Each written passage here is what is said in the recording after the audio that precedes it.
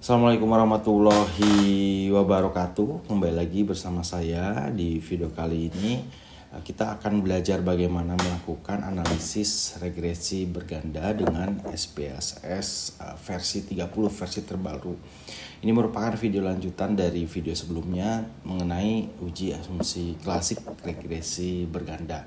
Maka dari itu, bagi yang belum simak video sebelumnya, silahkan disimak dulu agar pembelajaran ini bisa dipahami secara komprehensif. Tidak menunggu lama, mari kita bahas.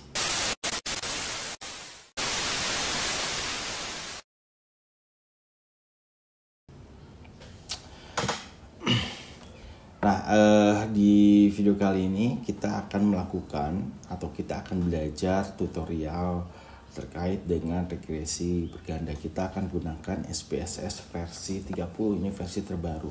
Namun bagi kalian yang punya versi SPSS yang sebelumnya 29, 28, 25 gitu ya, ini masih sama, masih bisa, caranya itu masih sama.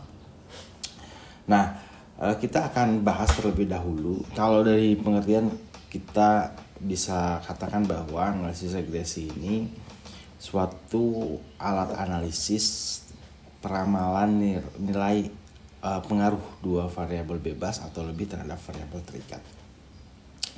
Jadi sebetulnya secara singkat, regresi ini untuk mencari pengaruh ya. Kalau regresi sederhana itu biasanya variabel independen atau variabel yang memengaruhinya itu hanya satu. Kalau misalnya berganda itu lebih dari satu. Jadi kalau kita bicara terkait dengan regresi linear berganda, kita akan bicara nilai pengaruh atau pengaruh dua variabel bebas terhadap variabel terikat. Nah, jelas ya, tujuan dari analisis ini digunakan untuk mengukur pengaruh antara variabel. Lebih dari satu variabel independen atau prediktor ya, variabel bebas terhadap variabel terikat. Nah, itu secara sekilas terkait dengan regresi linear berganda. Nah, ini contoh ya. Kita mempunyai dua variabel x. Ini variabel yang memengaruhi atau variabel bebas, dan kita punya satu variabel y ini atau variabel terikat. Nah, ini adalah contoh model regresi berganda. Kita punya dua variabel independen dan satu variabel dependen. Nah, biasanya ketika modelnya seperti ini akan dicari apakah X1 ini berpengaruh terhadap Y, kemudian apakah X2 ini berpengaruh terhadap Y, dan kemudian apakah X1 dan X2 berpengaruh terhadap Y. Nah, ini kalau kita susun hipotesisnya, ini akan seperti ini ya. Untuk hipotesis pertama, kita akan akan menduga ya pengaruh X1 terhadap Y. H0 misalnya ya, tidak terdapat pengaruh X1 terhadap Y. H alternatifnya terdapat pengaruh X1 terhadap Y. Kemudian X2 kita akan duga bahwa ada pengaruh terhadap Y. Maka kita susun hipotesisnya, H0-nya itu tidak terdapat pengaruh X2 terhadap Y. H alternatifnya terdapat pengaruh X2 terhadap Y. Dan satu lagi, karena memang berganda, ini ada pengaruh secara simultan atau bersama-sama. Apakah X1 dan X2 berpengaruh terhadap Y? Itu ya, jadi hipotesisnya H0-nya itu tidak terdapat pengaruh X1 dan X2 terhadap Y. H alternatifnya terdapat pengaruh X1 dan X2 terhadap Y. Nah, untuk yang parsial itu kita hanya mencari pengaruh bagian-bagiannya, X1 terhadap Y dan X2 terhadap Y. Kalau simultan itu bersama-sama, X1 dan X2 terhadap Y. Nah, biasanya akan dibangun seperti itu kalau regresi berganda. Nah, kita akan langsung coba praktek. Nah, sebelum kita lakukan analisis regresi, ada uji prasyarat analisis regresi atau yang kita sering sebut dengan uji asumsi klasik ya. Ini harus dilakukan dan pembahasannya sudah saya sediakan di video sebelumnya ya. Nah, di tutorial ini kita akan lanjutkan dan kita akan pakai data yang sebelumnya kita pakai. Oke. Kita akan pakai data yang sebelumnya kita pakai. Kita punya variabel X1, variabel independen, X2 sama variabel independen dan Y. Kita akan melakukan uji atau analisis regresi X1, X2 dan Y. Nah, tadi apakah memang X1 ini berpengaruh terhadap Y secara parsial. Kemudian yang kedua, apakah X2 itu berpengaruh terhadap Y. Dan secara simultan, apakah X1 dan X2 itu berpengaruh terhadap Y. Caranya ini karena memang sama ya dengan video sebelumnya, lakukan uji asumsi klasik dulu, maka saya akan lakukan sekaligus ya sampai dengan muncul analisis untuk uji asumsi dan analisis untuk uji hipotesis. Masuk ke analyze, kemudian regression linear. Ya, saya ulangi lagi.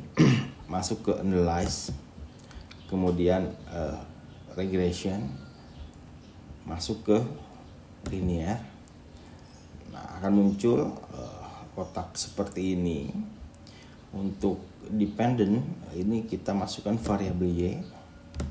Kemudian untuk independen itu X1 dan X2 kita masukkan ke variabel independen. Nah, karena memang seharusnya lakukan uji asumsi klasik, saya akan ulangi kembali terkait uji asumsi klasik ini. Masuk ke statistik, klik collinearity diagnostic, ini continue, ini untuk uji multicollinearitas. Kemudian klik plot, nah ini Z rate masuk X, kemudian S receipt masuk Y. Jangan lupa histogram dan normal probability plotnya diklik ini untuk melihat distribusi normal. Continue, ini save, nah, munculkan variabel unstandardized. Continue. Oke, kalau setelah ini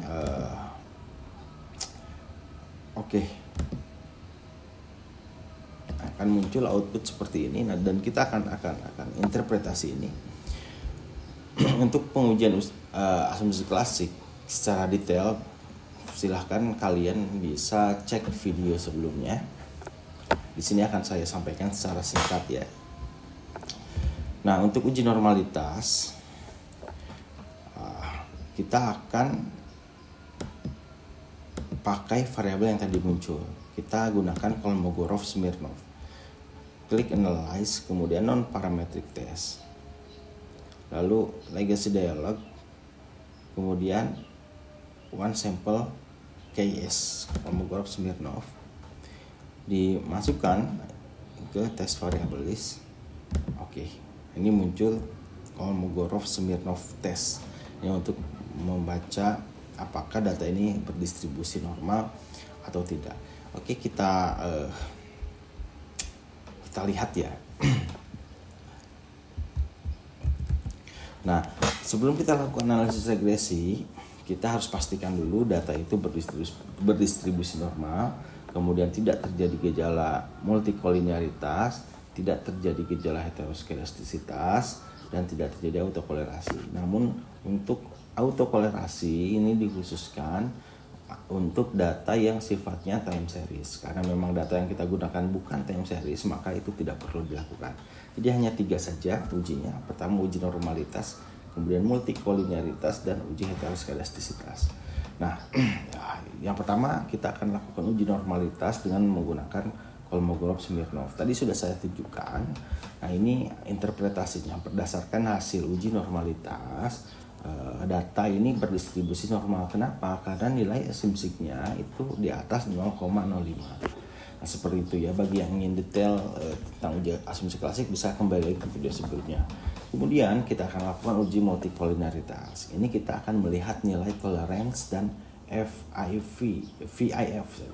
ya. Nah, kalau toleransinya di bawah 0,1 itu tidak terjadi multikolineritas. Atau melihat VIF, jika di atas 10 itu terjadi multikolineritas.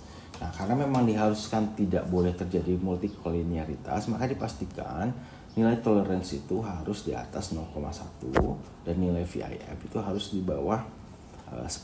Dan ini hasilnya ya.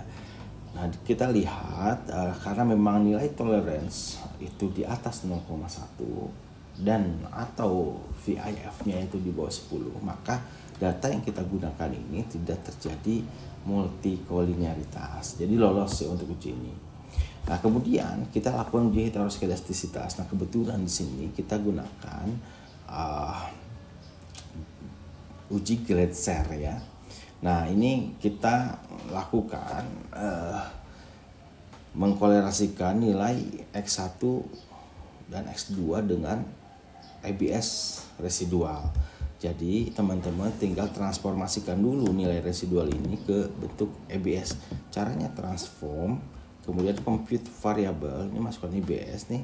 Nanti teman-teman cari kalau nanti posisinya akan seperti ini. Ini target variabelnya dinamai ABS, kemudian di kolom kanan cari ABS. Nah, ini akan ada tanda tanya seperti ini ya. Ini pakai variabel yang standar das. Nah, lalu oke. Maka akan muncul variabel baru ya. Ini ABS residual. Lalu kita lakukan regresi. Yang jadi dependent adalah ABS, kemudian yang jadi independent adalah X1 dan X2. Kita masukkan ke kolom yang ini, klik OK. Nah, dan ini muncul output. Nah, yang paling bawah ya. Jangan sampai bingung teman-teman outputnya. Jadi kalau misalnya nambah lagi analisis, itu akan muncul paling bawah. Nah, di paling bawah ini yang akan kita pakai ya di nilai koefisien ini. Kita lihat karena nilai signya ini di atas 0,05, maka tidak terjadi gejala heteroskedastisitas. Nah, itu sekilas terkait dengan uji asumsi klasik. Jadi disimpulkan bahwa dari hasil pengujian asumsi klasik semuanya lolos uji, dan kalau misalnya ingin lebih detailnya bisa dicek di video sebelumnya terkait dengan uji asumsi klasik. Nah, setelah ini lalu kita akan melakukan pengujian hipotesis yang tadi kita susun. Apakah X1 ini berpengaruh terhadap X2? Apakah X1 ini berpengaruh terhadap Y? Apakah X2 ini berpengaruh terhadap Y? Dan secara simultan, apakah X1 dan X2 ini berpengaruh terhadap Y? Nah, ini kita akan lakukan analisis regresi. Karena datanya udah sesuai, maksudnya lolos asumsi, tinggal kita lakukan uji hipotesis. Sebetulnya ada dua cara untuk melakukan pengujian hipotesis, dengan melihat nilai signifikansi dan dengan melihat nilai T hitung dan T tabel, membandingkan nilai T hitung dan T tabel untuk parsial, atau untuk simultan itu membandingkan F hitung dengan F tabel. Nah, di sini kita akan simpel saja, kita akan melihat nilai signifikansi saja. Nah, ini kita lihat nilai signifikansinya kalau di bawah 0,05 itu berpengaruh ya. Simpelnya seperti itu. Kalau misalnya nilai signifikansinya di atas 0,05 itu tidak berpengaruh. Nah, sekarang pertanyaannya bagaimana kalau kita lakukan dengan uji T? Ya, kita tinggal bandingkan nilai T hitung dengan T tabel. Kalau T hitungnya lebih besar daripada T tabel itu berpengaruh, dan sebaliknya kalau T hitungnya lebih kecil daripada T tabel itu tidak berpengaruh. Begitupun dengan uji F.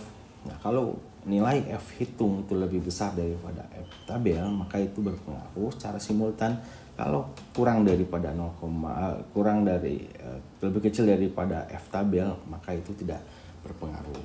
Nah, itu sama saja teman-teman mau lihat nilai sig atau membandingkan nilai F dan nilai T itu ya silahkan. Namun perlu diketahui kalau T ini untuk parsial, kalau F ini untuk simultan. Nah, kita lihat ya teman-teman ya. Nah, teman-teman bisa lihat di pengujian sebelumnya. Nah, jadi kan ada nih nilai T dan nilai signifikansi. Ini dari output yang tadi saya keluarkan ya. Kalau kita lihat, sebetulnya lebih gampang kita lihat nilai signifikansi. Kita lihat ya X1 itu nilai signifikansinya 0,001. Ini bahkan ini lebih kecil. Jadi lebih kecil daripada 0,01 nilai signifikansinya. Nah, kalau kita bandingkan, ya otomatis ini pasti lebih kecil daripada 0,05. Maka kita bisa simpulkan bahwa X1 ini berpengaruh terhadap Y. Kenapa? Karena dari hasil uji regresi atau kita lihat nilai signifikansi, nilainya lebih kecil daripada 0,05, maka berpengaruh. Nah, sekarang kita lihat X2, apakah X2 ini berpengaruh atau tidak. Untuk melihat itu nilai X2, kita lihat nilai signifikansi ini, kita lihat nilai signifikansinya adalah 0,5 ya, 0,5. Nah, ini lebih besar daripada 0,05. Maka kita simpulkan bahwa nilai X2 ini tidak berpengaruh. Nah, seperti itu mudah sekali ya teman-teman dengan nilai signifikansi. Nah, sekarang bagaimana kalau kita lihat nilai T? Ya, kita lihat nilai ini nih. Ini ada T hitung 7,06. Ini nilai T hitung juga untuk X2 0,5. Kita bandingkan dengan T tabel. Nah, ini T tabelnya didapat 1,9. Dari mana nilai 1,9 ini? Dengan melihat sebaran atau nilai T tabel yang teman-teman bisa download. Ya. Karena memang ini data kita ini adalah 100 responden. Kita lihat nilai yang 100, kemudian lihat muncul T tabelnya berapa. Untuk menentukan T tabel, saya sediakan video khusus yang akan saya sematkan di link deskripsi. Jadi teman-teman pelajari cara menentukan T tabel. Nah, kita ketemu nih T tabelnya 1,9. T hitungnya pun kita tahu ya ada. Untuk X1 itu 7,2. Nah, kalau kita bandingkan T hitung yang X1 7,2 dengan 1,9, ya tentu lebih besar T hitung. Maka dikatakan bahwa X1 ini berpengaruh. Kemudian X2 itu nilai T hitungnya 0,5. Kemudian T tabelnya 1,9. Nah, maka kita tahu di sini lebih kecil nih, T hitung dengan T tabel lebih kecil. Maka tidak berpengaruh. Nah, seperti itu ya. Dan ujung-ujung itu sama, mau melihat nilai signifikansi ataupun membandingkan nilai T itu sama. Yang X1 itu tidak berpengaruh, yang X1 itu berpengaruh, yang X2 itu tidak berpengaruh. Dua-duanya sama kalau teman-teman lihat. Jadi silahkan saja mau lihat yang mana. Tapi lebih gampang kita lihat nilai signifikansi. Ini pengujian hipotesis secara parsial. Nah, kemudian secara simultan. Nah, kalau simultan ini kita membandingkan nilai F ya. Kita bandingkan nilai F. Nah, apa yang dilihat? Nah, kita lihat. Nah, kita lihat nilai ini tabel ANOVA. Kita masukkan dulu tabel ANOVA-nya. Nah,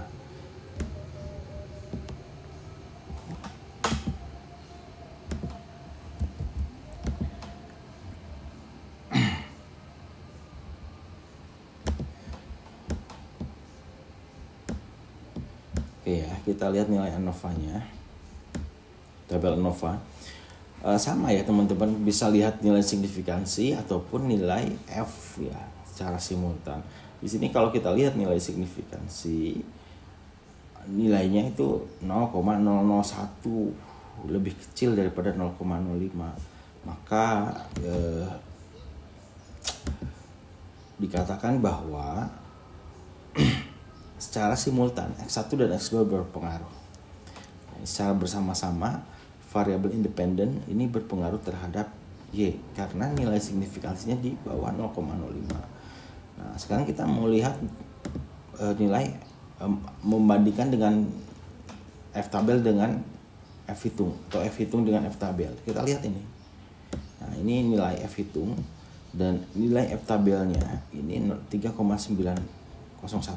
Nah, cara menentukan 3,090 ya, yang ini teman-teman nanti bisa cek di video yang saya sematkan di deskripsi ya, cara menentukan nilai F tabel. Nah, di sini jelas nilai F hitung ini lebih besar daripada F tabel, maka secara simultan ini berpengaruh. Ini sama aja ya teman-teman, mau lihat nilai signifikansi ataupun nilai F, nanti kesimpulannya akan sama. Ini kesimpulannya secara bersama-sama X1 dan X2 berpengaruh. Itu uji simultan. Oke, mudah-mudahan sampai di sini pahami. Nah, kemudian ada satu lagi koefisien determinasi. Ini untuk menentukan seberapa besar pengaruh X1 dan X2 terhadap Y, atau seberapa besar kontribusi X1 dan X2 memengaruhi variabel Y. Caranya kita melihat nilai koefisien determinasi. Dari mana itu kita dapat? Kita masuk lagi ke output. Nah, koefisien determinasi ini ada di bagian model summary. Nah, ini ya, saya pindahkan dulu ke slide. Nah, ini ada di bagian summary. Ini untuk menentukan besarnya pengaruh atau besarnya kontribusi X1 terhadap X2. Nah, kita lihat nilai R square.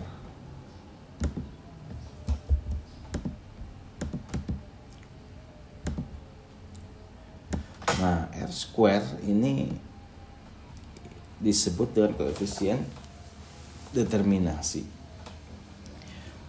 Nilai R square di sini adalah sebesar 0,359. Artinya 35,9%, ya, 35,9%. X1 dan X2 memiliki kontribusi terhadap variabel Y, atau X1 dan X2 ini memiliki besaran pengaruh sebesar 35% terhadap Y, dan sisanya sekitar 65 ya, 65 atau 64,1 itu dipengaruhi oleh variabel selain X1 dan X2. Jadi kontribusi variabel X1 dan X2 memengaruhi Y itu sebesar 35,9% dan sisanya dipengaruhi oleh variabel di luar ini. Nah, itu koefisien determinasi. Nah, ini adalah rangkaian bagaimana cara melakukan analisis regresi linier berganda. Kalau misalnya teman-teman memiliki 3 atau 4 variabel, ini variabel independen, sama aja prosesnya seperti ini. Tinggal kita baca secara parsial seperti apa, secara simultan seperti apa. Namun pastikan bahwa sebelum melakukan analisis linier berganda itu sudah lolos uji asumsi. Nah, seperti itu. Maka disimpulkan bahwa di sini ya, dari hasil pengujian hipotesis yang kita lakukan,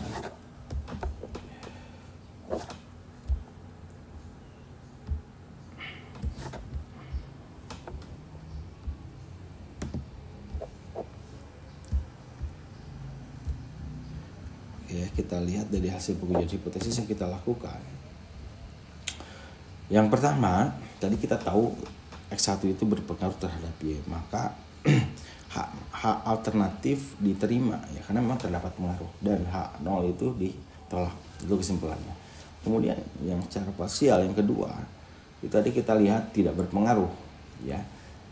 Maka kesimpulannya H alternatif ditolak karena tidak berpengaruh, dan H0 itu diterima. Kemudian yang ketiga, secara simultan berdasarkan hasil uji F, H alternatif diterima karena memang ada pengaruh ya, dan H0 ditolak. Nah, itu mudah ya teman-teman, bisa dipelajari. Silahkan kalian pelajari dengan baik, latihan dengan baik dengan file yang saya sudah sediakan. Dan jangan sungkan untuk bertanya di komentar, silahkan di komentar. Mohon maaf jika ada kekeliruan. Terima kasih. Assalamualaikum warahmatullahi wabarakatuh.